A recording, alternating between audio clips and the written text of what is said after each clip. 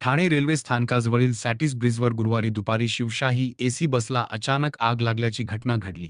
दुपारी सुमारे 1:28 वाजण्याच्या सुमारास आपत्ती व्यवस्थापन कक्षाला याबाबत माहिती मिळताच तात्काळ यंत्रणा घटनास्थळी दाखल झाली। ही बस महाराष्ट्र राज्य परिवहन मंडळाची असून स्वारगेट ते वसई या मार्गावर धावत होती।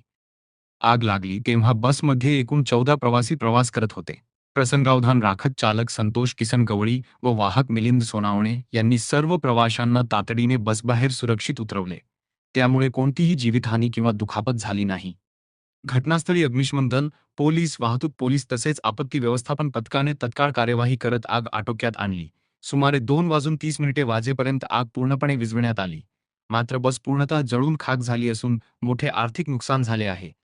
दरम्यान बसमधील डिझेल व ऑइल रस्त्यावर सांडल्याने अपघाताचा धोका निर्माण झाला होता।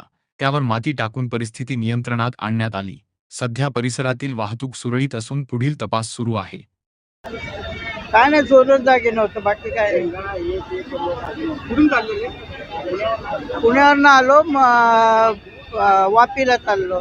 हा, लग्नासाठी चाललेले? लग्न भावाच्या मुलीचं लग्न होतं, कधी आहे? 26 तारखेला।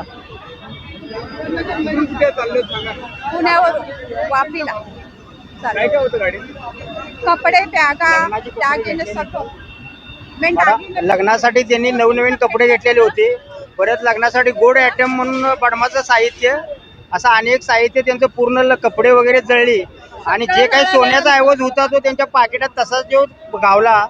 पण ज्यांचं नवीन कपडे लग्नाची घेतलेली आणि जे काही साहित्य लग्नासाठी गोडधोड बनवले ते पूर्ण जळून गेलं। शासनाने खरंच ह्या कुटुंबाचा विचार करावा आणि एसटीनं प्रवास करणाऱ्या व्यक्तीला जे काही शासनाकडून काय हे असेल ते मिळावं, एवढीच आमची प्रवाशाकडून अपेक्षा आहे। 7,000 रुपये होते, साड्या होत्या, 10-15 साड्या होत्या लग्नाच्या आणि बाकीचं सगळं किरकोळ सामान होतं ते पण जळलं। 4 बॅगी होत्या, एक खाकदर। कुठून आले तुम्ही? आम्ही पुण्यावरून आलोय, इकडे तुम्हाला एकच होतं? वसईला चाललोय, वसईला चाललोय, पण आमची भरपाई करून द्यायला पाहिजे।